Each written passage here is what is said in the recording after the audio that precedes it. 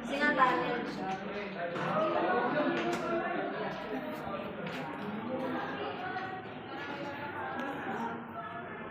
Dito sa mga tinurture. May mga tinurture dito sa ilalim. Ng Port Santiago.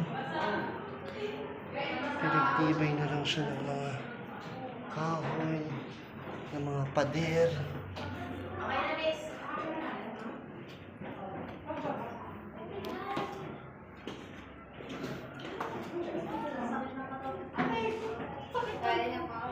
Dito nagtago yung mga hapon. Ayun, may hapon din dun sa isang. During that time, nangyari talaga yung mga panahon na to.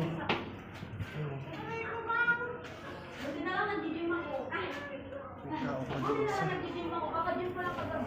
May naiwan ba po? Ayan na po. Das na po. Okay pa ba? Ito yung exit. Aray ko.